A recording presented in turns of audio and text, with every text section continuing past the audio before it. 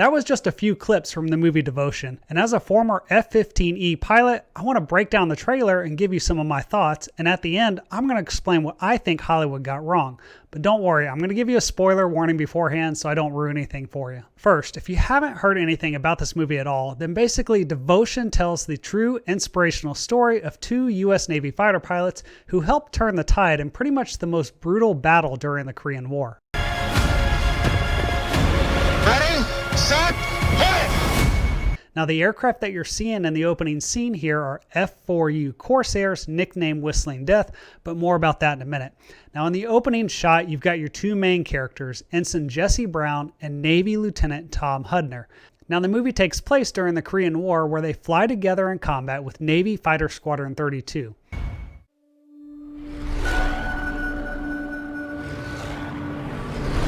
You the only person I ever met belonged in the sky. Just remember you belong down here with us too, okay? Alright, you've got Jesse and Tom flying in a formation of Corsairs over some snowy mountains. And just to give you a little bit of background on the Corsair, this aircraft saw a lot of combat during the Korean War. However, it first saw combat in World War II, and the Japanese called it Whistling Death because when it reached high speeds, the air intake through the nose slots created a loud whistling sound. However, by the time the Korean War started, the Corsair was becoming outdated because a new line of fighter jets were being produced. But the one distinct advantage the Corsair had was that it could carry heavy ordnance and perform close air support to the troops on the ground much better than the jet fighters. The only problem was that this meant it would be flying lower to the ground and more exposed to anti-aircraft fire, and that's just what you saw in that last scene as they were diving for the target and they've got the flak all around them. So it's a very intense and high-threat combat environment, and this is definitely something that the trailer and the movie get right in terms of portraying the dangers of flying this aircraft during the Korean War. Your commanding officer called you one of the best pilots he's ever seen. It must be hard being the naval aviator. Obviously, the unspoken question here is about the difficulty that Jesse faces as an African-American fighter pilot. Just think about how things were in the late 1940s. At that time, the only African-American aviators were the Tuskegee Airmen, and they were part of the U.S. Army Air Forces during World War II, but they served during a time that the military was segregated. Now, Jesse Brown was attending Ohio State in 1946 when he saw a poster for a Navy aviation program, and despite being told he never passed the exam or even allowed to fly a plane, he enlisted in the Navy Reserve and he joined the ROTC program. 2 years later, in 1948, President Truman ordered the desegregation of the military, and because of Jesse's devotion to flying and unwillingness to give up, he got his shot at Naval Flight School and earned his wings of gold in October 1948, making him the Navy's first black aviator. Absolutely.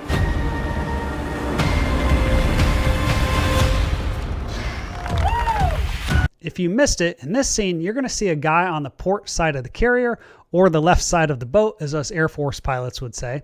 Now this guy is the landing signal officer, or the LSO. His job is to help ensure the planes get on the deck safely. The reason why I mention this is because the movie shows how difficult it is to land the Corsair on the carrier. The length of the nose of the aircraft and the position of the engine block made it very difficult for the pilots to see out front for landing. Now I got a chance to do an exchange program flying the F-18 and get carrier qualified. And even with all the advanced technology and training, I promise you that the first time you try to land on a carrier by yourself, it's still a pretty nerve-wracking experience. And I think the movie does a great job of portraying this. The whole world's looking different. Did you ever think that you'd be in a squadron with a colored aviator? Lieutenant Tom Hudner. Jesse Brown. It's good to meet you. We're taking a slight detour on the way home. Say again? What are you going to find out about your wingman cruising at 10,000 feet, Lieutenant? Put him in a little bit of trouble. Who knows? We might get a peek at who he really is. I think these are some really good flying clips right here, and Hollywood managed to have a couple of real Corsairs that they flew and filmed for parts of the movie. However, there are two scenes in the movie that Hollywood kind of exaggerates on it a bit that I'll talk about at the end. The North Koreans came pouring over the 38th parallel. Our guys need help, and we're up. We knew this day might come. Yet it doesn't make it any easier. Okay, now he mentions that the North Koreans came pouring over the 38th parallel. This is a reference to the line that basically divides North and South Korea. And while this event is what essentially started the Korean War in 1950, the movie is going to focus on the Battle of Chosin Reservoir, which is much further to the north. Now, if you can imagine the worst fighting conditions that might exist, and then imagine it 10 times worse, you're starting to get close to what things were actually like on the ground in this battle. And that's essentially the stakes that Jesse and Tom are weighing as they're tasked with providing close air support to the troops. The most important thing is this. We bring everyone home. Mistakes get us killed. Can't tell you how many times people have told me to give up, quit, die even. Jesse is obviously talking about all the opposition that he encountered while trying to become the first black naval aviator and also now the Navy's first black combat aviator.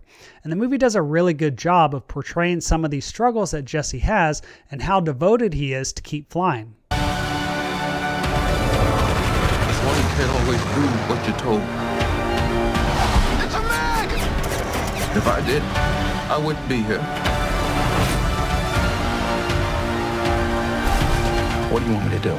Just be my wingman. That's what it fundamentally boils down to. Just be my wingman. I need to know that I can count on you. Every fighter pilot wants to fly with a great wingman, but you've got to be a great wingman yourself before you can lead one. And when you're flying in combat, you're relying on that other aircraft to protect you and also to help accomplish the mission.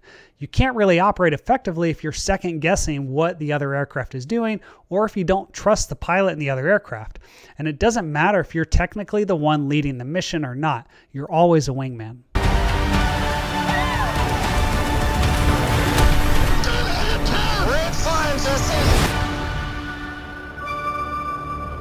The real battle in all of life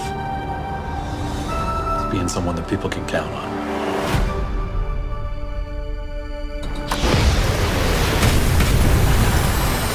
Show off. That was pretty good. It's good. Now, I've got some spoilers coming ahead and what I think Hollywood should have done differently with this movie, so if you don't want me to ruin it, go ahead and click off the video now, and I highly recommend you go watch the movie and then let me know in the comments below what you think. Now, Jesse Brown flew 20 missions during the Korean War.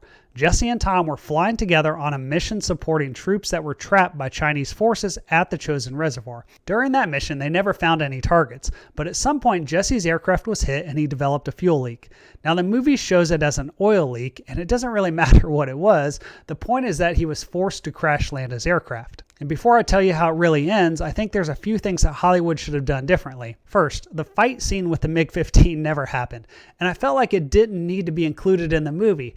It's like they were trying to include more flying scenes and didn't know what to do, so they took a page out of the Top Gun playbook and figured they'd just have an air-to-air dogfight in the middle of all this.